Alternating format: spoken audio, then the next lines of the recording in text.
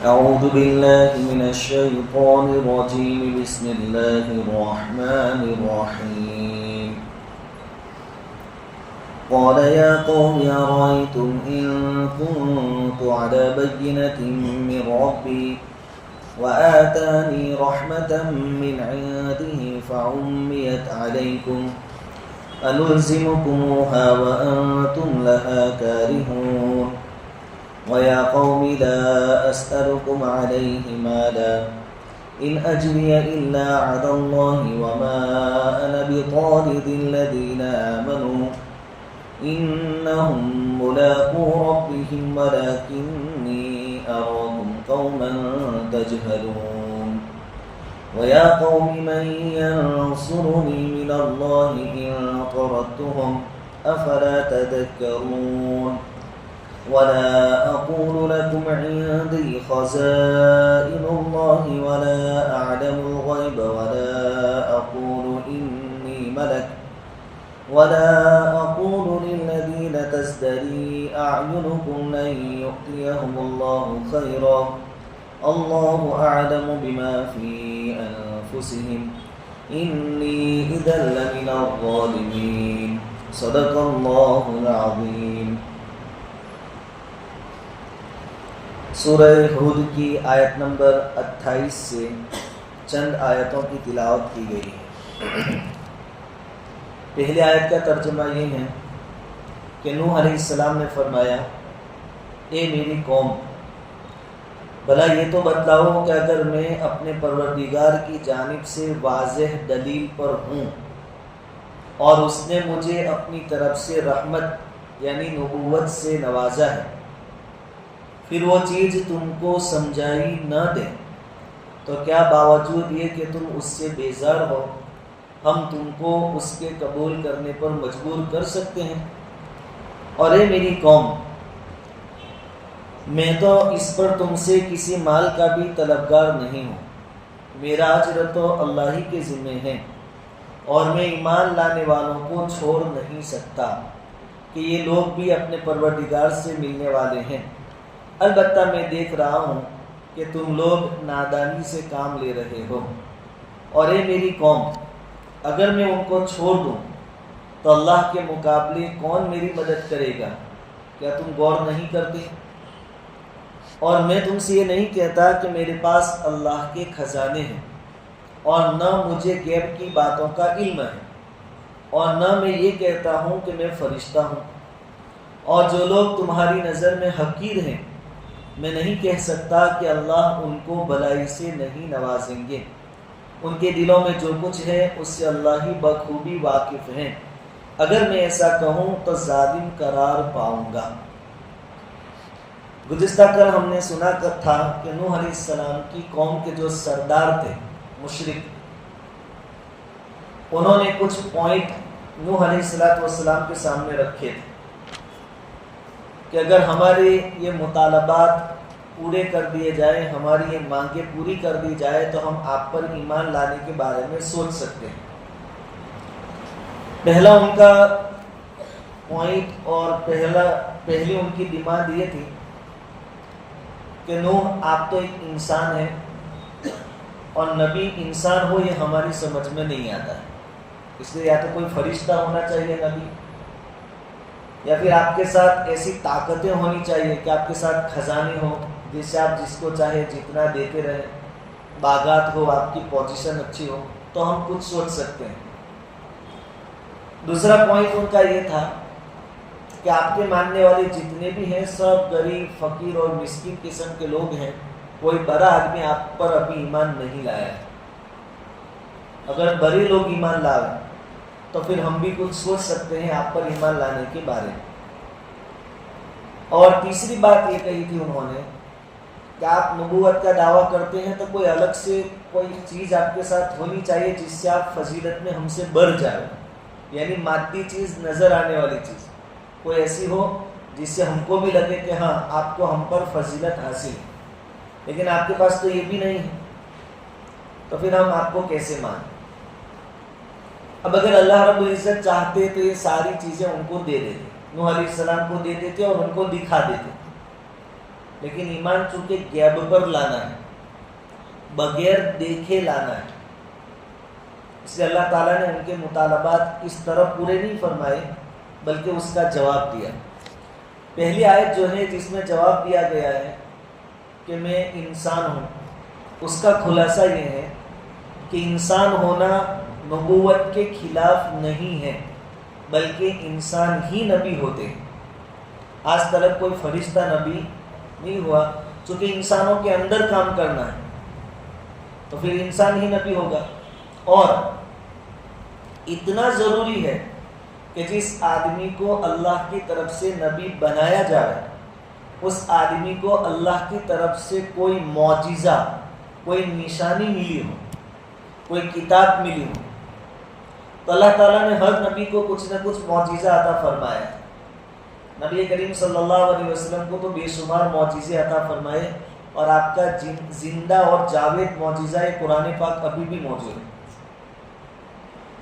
صالح علیہ السلام کو اللہ تعالیٰ نے معجزہ عطا فرمایا، ان کی قوم نے مطالبہ کیا کہ سامنے پہاڑ ہے، ہماری دیکھتی آنکھوں اس پہاڑ کے اندر سے اونٹنی نکلے، اور وہ بھی ایسی جو گابن ہو۔ تو سب نے دیکھا، وہ اونٹنی نکالی گئی۔ حضور نے بھی بے شمار معجزات بتائے، چاند کے 2 ٹکڑے بھی ہوئے، جس کے بارے میں آگے میں نے کہا تھا کہ بھائی مشہور یہ ہے کہ حضور نے انگلی سے اشارہ کیا اور 2 ٹکڑے ہو گئے، لیکن بات ایسی نہیں ہے۔ حضور نے دعا فرمائی تھی اور 2 ٹکڑے ہوئے تھے، اشارے سے نہیں ہوئے تھے، حضور نے اللہ تعالیٰ سے دعا فرمائی تھی اور 2 ٹکڑے ہوئے تھے۔ خیر، تو یہ ضروری ہے کہ نبی کے پاس کچھ دلیل ہو، حجت ہو، معجزہ ہو، تو تم معجزہ طلب کر سکتے ہو۔ اللہ تعالیٰ نے وہ مجھے عطا فرمایا ہے۔ معجزہ ایسی چیز کو کہتے ہیں جو خلاف عادت ہو، اور ایک نبی ہی اس کو کر سکتا ہے، دوسرا کوئی نہیں کر سکتا۔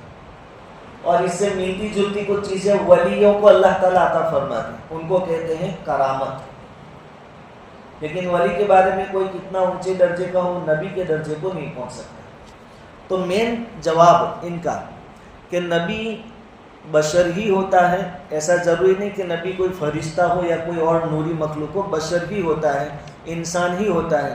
اس کے لیے جو ضروری ہے وہ یہ ہے کہ اللہ کی طرف سے کوئی دلیل اس کے پاس ہو، تو میرے پاس حجت ہے۔ دوسری بات کہ وَآتَانِي رَحْمَةً مِّنْ عِنْدِهِ، اللہ تعالیٰ نے مجھے اپنی طرف سے رحمت یعنی نبوت سے نوازا ہے۔ اللہ تعالیٰ خود گواہی دیتے ہیں کہ اِنَّا أَرْسَلْنَا نُوحًا إِلَىٰ قَوْمِهِ، ہم نے نوح کو ان کی قوم کی طرف سے بھیجا، قوم کی طرف۔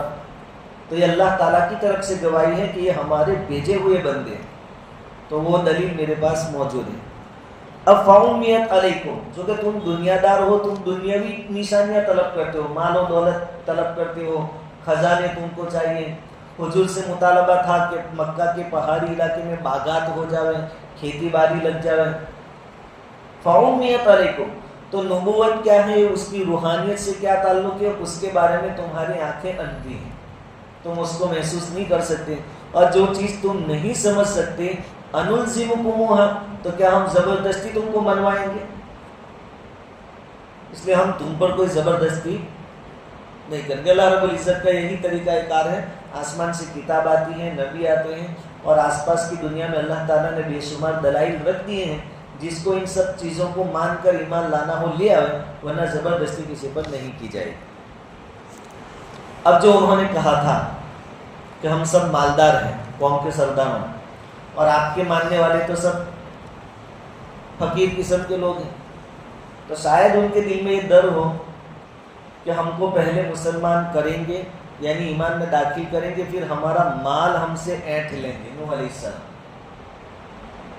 یہ سب مالدار بننے کا چکر ہے، چونکہ دنیا دار آدمی جو ہوتا ہے وہ ایسا ہی سوچتا ہے۔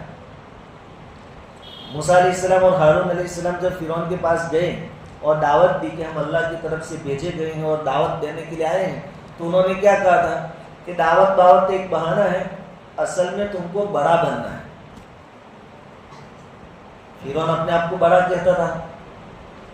تو ایک مقولہ ہے عربی میں، الانسان المرء یقیس علی نفسی، المرء یقیس علی نفسی، کہ آدمی دوسروں کو بھی اپنے جیسا ہی گمان کرتا ہے۔ ચોર આદમી સબકો કા બધા ચોર છે, બધા कितना પાણી માચામાં જાણતા છે. अच्छा आदमी सबको अच्छा समझेगा, बुरा आदमी सबको अपने जैसा बुरा समझेगा. तो फिरौन ने भी मूसा और हारून अलैहिस्सलाम से कहा था कि ये सब दावत में हो सकता है तुम्हारे बहाने तुमको असल बड़ा बनना है. तो दुनियादार किस एंगल से सोचते हैं? तो नूह अलैहिस्सलाम के ज़माने के जो मालदार थे उन्होंने ये सोचा कि पहले हमको दावत दे रहे हैं दीन की और यूँ कहते कि मैं नबी हूँ, और अगर हम उनकी बात मान लेंगे और ईमान ले आएंगे तो ये हमारे पास से फिर हमारी दौलत लेंगे. असल तो उनको मालदार डाला है. नूह अलैहिस्सलाम ने फरमाया वया कौम ला अस्अलुकुम अलैहि माला, ए मेरी कौम मैं तुमसे इस दावत पर 1 रुपया भी मांगता नहीं हूँ. कोई माल नहीं चाहिए, मालन जर्रा बराबर माल नहीं चाहिए.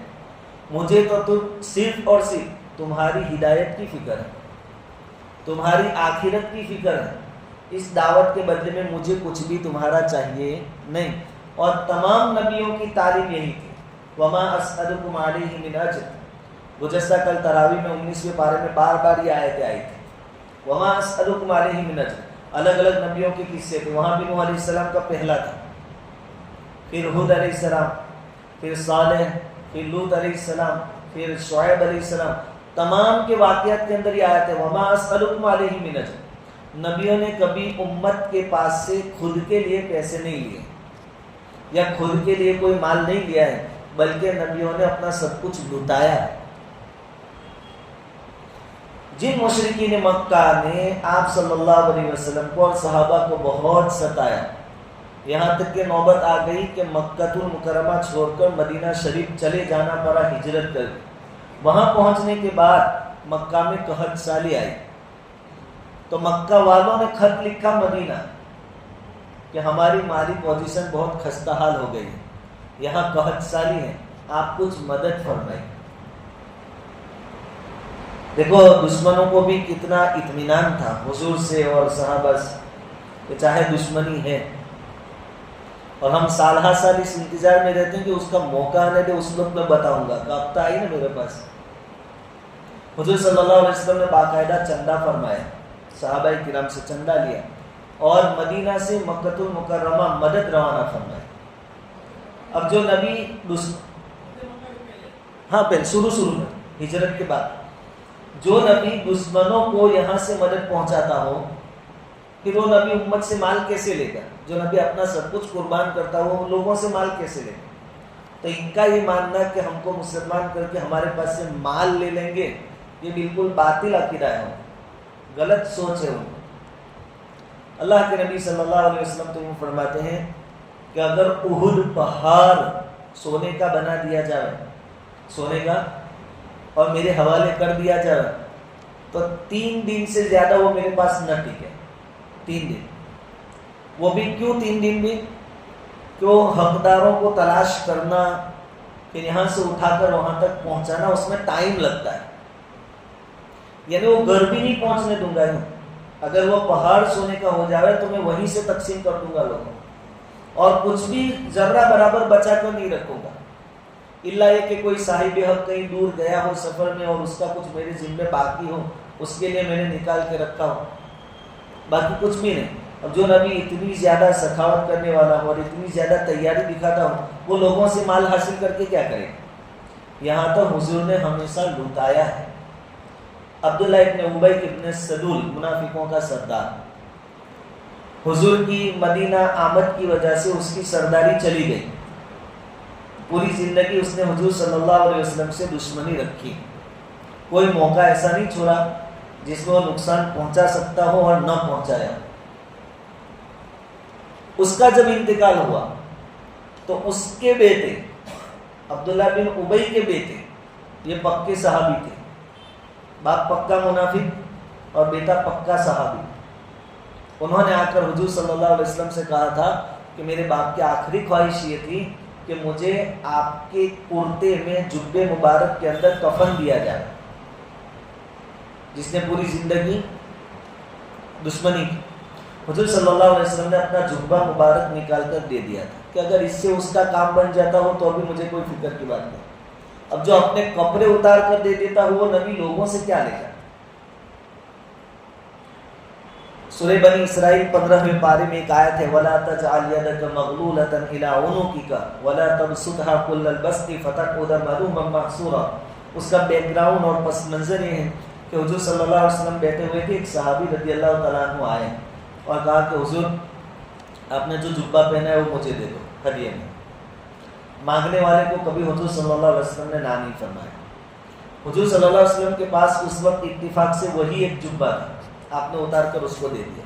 اب خود کے پاس کپڑے نہیں، صرف تہبند ہے، نیچے کی چادر۔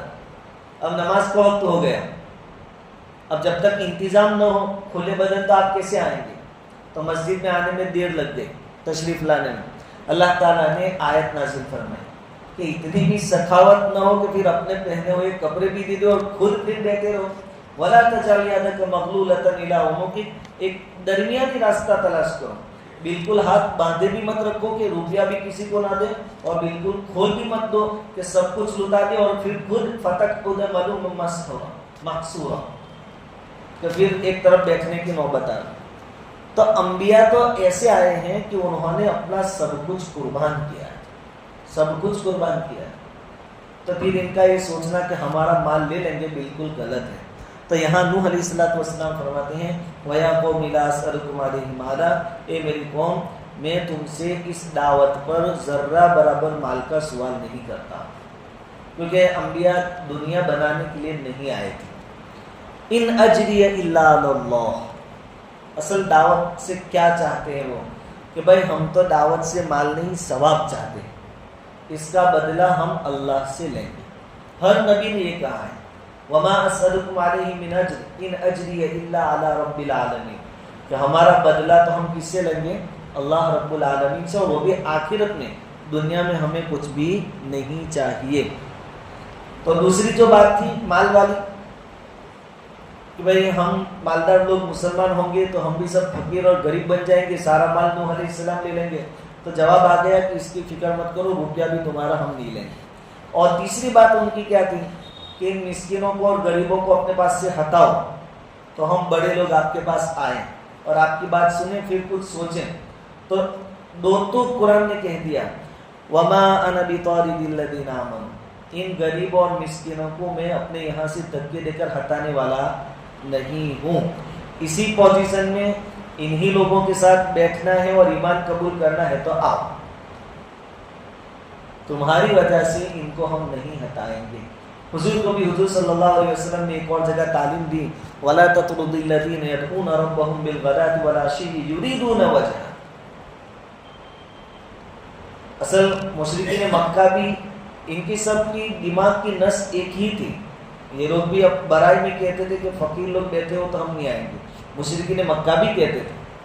انہوں نے درخواست دی تھی حضور کو کہ ہم جب آوے تو یہ بلال نہ وہ نہ سب غریب نہ پھٹے کپڑے والے کوئی نہیں چاہیے، ہمارے لیے خصوصی بیٹھک ہو تو ہم آئیں گے اور آپ کی بات سنیں۔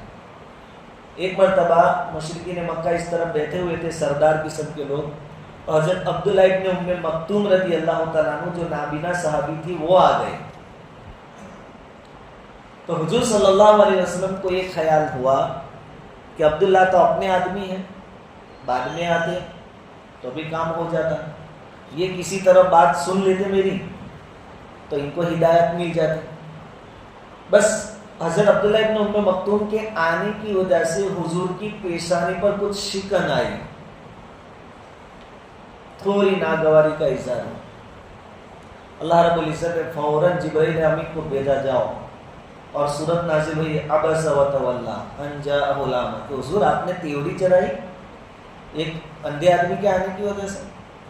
وما یدریک لعلہ یزکیٰ، آپ کو کیا معلوم کہ یہ تزکیہ حاصل کرے اور ترقی کرے، یہ جو غریب آیا نابینا آدمی آیا وہ۔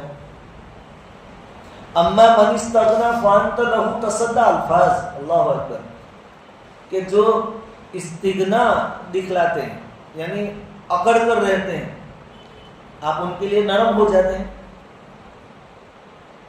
وَأَمَّا مَنْ جَاءَكَ يَسْعَىٰ وَهُوَ يَخْشَىٰ فَأَنْتَ عَنْهُ تَلَهَّىٰ، اور جو طلب لے کر آیا ہے، یہ مفہوم میں آپ کو بتا رہا ہوں آیت، جو طلب لے کر آیا ہے اور ہدایت پر ہے، ممکن ہے وہ ترقی کرے اس چیز کے اندر آگے، آپ اس سے ذرا تیوڑی چڑھاتے ہیں، پیشانی پر بل لے آتے ہیں، ایسا نہیں ہونا چاہیے۔ تو نوح علیہ السلام نے دو ٹوک کہہ دیا، وَمَا أَنَا بِطَارِدِ الَّذِينَ آمَنُوا، تمہاری وجہ سے میں غریب مسلمانوں کو اپنے پاس سے ہٹانے والا نہیں ہوں، تم کو آنا ہے تو اسی کنڈیشن میں آؤ۔ اس لیے کہا جاتا ہے کہ اللہ غنی ہے، اس کو کسی کی ضرورت نہیں ہے۔ تم کو ضرورت ہے، ایمان لاؤ گے تو فائدہ تم کو ہوگا، اللہ کا کوئی فائدہ نہیں، تو اسی پوزیشن میں آؤ اور ان کے ساتھ تم بیٹھو۔ اِنَّهُمْ مُلَاقُو رَبِّهِمْ، حضرت نوح علیہ السلام نے فرمایا کہ یہ جو غریب اور مسکین قسم کے لوگ ہیں جو مجھے مانتے ہیں، ایمان لے آئے، ان کی بھی اللہ سے ملاقات ہونے والی ہے۔ اگر میں نے ان کو بھگا دیا اپنے پاس سے اور انہوں نے کل قیامت کے دن میری شکایت کر دی کہ ہم تو ایمان لا کر نوح کے پاس بیٹھتے تھے اور جب مالدار لوگ آتے تھے تو نوح ہم کو نکال دیتے تھے، تو پھر میرا کیا ہوگا؟ میرا کیا ہوگا؟ انبیاء مخلوق میں سب سے زیادہ قریب اللہ رب العزت، اتنے ہی زیادہ ڈرتے رہتے تھے، اتنے ہی زیادہ۔ ہمارے یہاں کیا ہوتا ہے، جو جتنا بڑا اتنا بنداس رہتا ہے کہ اپنے سے کہیں الٹا سیدھا ہو بھی جائے گا تو بھی کوئی پرابلم نہیں آئے گا۔ کل قیامت کے دن جو ہم وہ حدیث سنتے ہیں محشر کے میدان میں، تو انبیاء کی پوزیشن بھی کیا ہے، یا ربی نفسی نفسی والی، ہر ایک کو ڈر ہوگا، اپنے جیسا نہیں، آپ نے تو آپ کی زندگی اللہ کا کیا ہے، اپنے تو جنتی ہے، ایسا کوئی گارنٹی نہیں دیتا، اس لیے ہمیشہ ڈرتے رہنا چاہیے۔ نوح علیہ السلام نے کہا کہ اگر میں ان کو نکال دوں اور کل قیامت کے دن انہوں نے میری شکایت کر دی اللہ تعالیٰ سے تو میرا کیا ہوگا، اس لیے میں ان کو ہٹانے والا نہیں ہوں۔ وَلَكِنْ أَرَاكُمْ قَوْمًا تَجْهَلُونَ، نوح علیہ السلام نے فرمایا کہ البتہ میں دیکھ رہا ہوں کہ تم لوگ نادانی سے کام لے رہے ہو۔ ہماری زبان میں کہے تو نوح علیہ السلام نے یوں کہا کہ تم جاہل ہو، تم جاہل ہو، تجہلون، جہالت والی باتیں کرتے ہو کہ یہ ہٹ جاوے تو ہم آئیں گے، ہم تمہارا مال لے لیں گے۔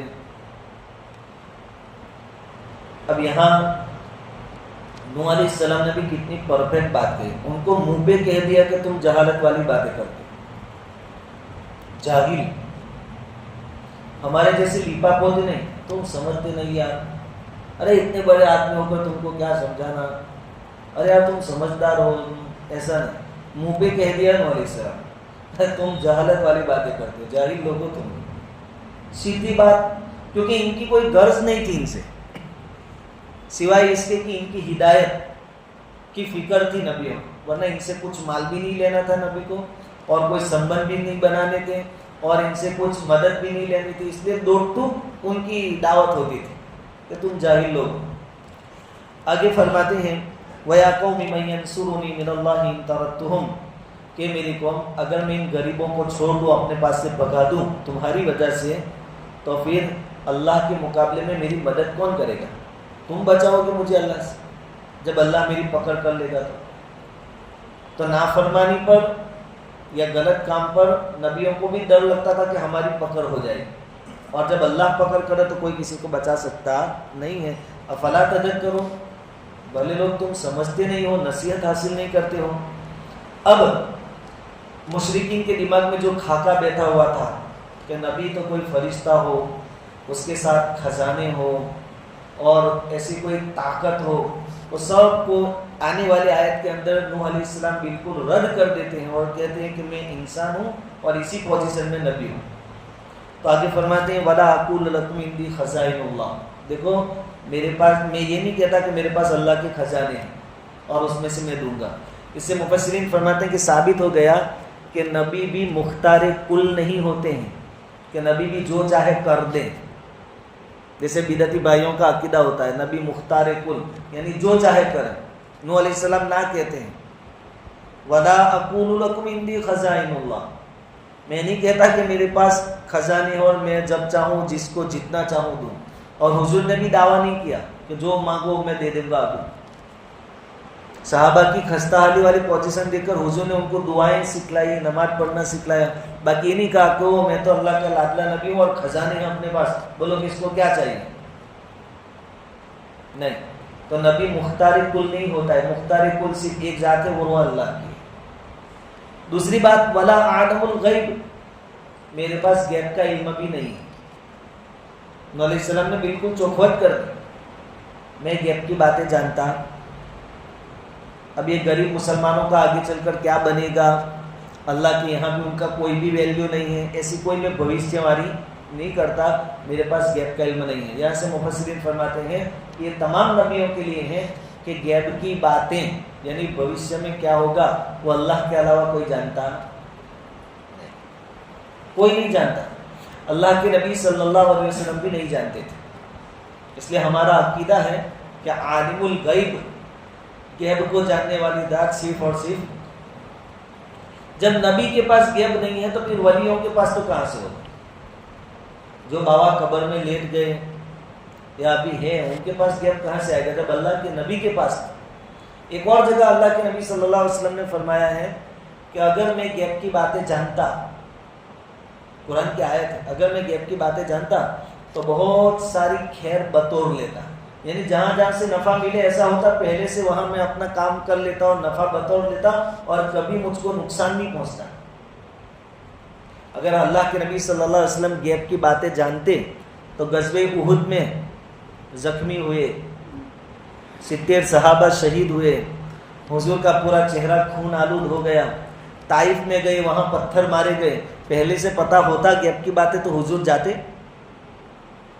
یہ تو پھر نعوذ باللہ ایسا ہو گیا کہ حضور جانتے تھے کہ 70 صحابہ کرام شہید ہوں گے تو بھی سب کو لے گئے اور نعوذ باللہ مروایا سب کو، ایسا ہی ہوا نا پھر۔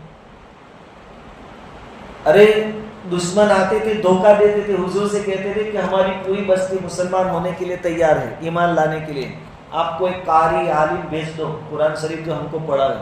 تو حضور نے کبھی 70 صحابہ بھیجے حافظ قرآن، کبھی 10 کی جماعت بھیجی اور انہوں نے لے جا کر راستے میں بڑی بے دردی سے ان کو شہید کر دیا۔ تو اگر حضور جانتے تو ان کو بھیجتے؟ کیا حضور نے صحابہ کرام کو نعوذ باللہ دھوکہ دیا؟ اس لیے کلیئر بات ہے کہ غیب کی باتیں اللہ رب العزت کے سوا کوئی نہیں جانتا، کوئی نبی بھی نہیں، کوئی ولی بھی نہیں۔ ہاں جتنی باتیں اللہ نے بتائی ہیں وہ جانتا ہے بتانے کے بعد۔ اب بتانے کے بعد کوئی جانے وہ غیب کہاں رہا؟ بتانے کے بعد کوئی بات جانے تو حضور صلی اللہ علیہ وسلم نے قیامت کی بہت ساری نشانیاں بتائی، یہ سب اللہ تعالیٰ نے آپ کو بتلایا، وہ آپ نے امت کو بتلایا۔ اس لیے ہمارا عقیدہ ہے غیب کی باتیں صرف اور صرف کون جانتا ہے؟ اللہ، اللہ کے علاوہ کوئی نہیں، نبی بھی نہیں اور ولی بھی نہیں۔ وَلَا أَقُولُ إِنِّي مَلَكٌ، نوح علیہ السلام نے کہا کہ ایک تو میرے پاس خزانے نہیں، یعنی میں مختار کل نہیں، میں غیب بھی نہیں جانتا، اور میں تم کو یہ بھی نہیں کہتا کہ میں کوئی فرشتہ ہوں، میں تو تمہارے جیسا آدمی ہوں۔ وَلَا أَقُولُ لِلَّذِينَ تَزْدَرِي أَعْيُنُكُمْ لَن يُؤْتِيَهُمُ اللَّهُ خَيْرًا، اور میں یہ بھی نہیں کہتا ان لوگوں کے بارے میں جن کو تمہاری نگاہیں حقیر سمجھتی ہیں کہ اللہ تعالیٰ ان کو کوئی بھلائی نہیں دے گا۔ ارے ان کے پاس تو ایمان ہے، تو وہ تو تم سے زیادہ دولت مند ہوئے، اللہ تعالیٰ ان کے ساتھ بھلائی ہی کا معاملہ فرمائے۔ تو ان کے بارے میں بھی میں یہ نہیں کہتا جیسا تم سوچتے ہو کہ یہ سب رذیل قسم کے لوگ ہیں، ذلیل قسم کے لوگ ہیں، ان کا کچھ آتا نہیں ہے، ان کا کوئی ویلیو نہیں ہے۔ کہا کہ نہیں، میں ایسی بات نہیں کرتا۔ اللہ اعلم بما فی انفسہم، اللہ خوب جانتا ہے اس کو جو ان کے دلوں میں، ان کے ایمان کو، ان کی ہدایت کو اللہ جانتا ہے۔ انی اذا لمن الظالمین، اگر یہ سب چیزیں میں کروں یعنی ان کو ہٹا دوں اور ان کے بارے میں بھی اپنی سوچ یہ رکھ لوں کہ یہ تو دنیا میں بھی ذلیل اور بے سہارا لوگ اور اللہ کے یہاں بھی ان کو کچھ ملنے والا نہیں، تب تو میں ظالم لوگوں میں ہو جاؤں۔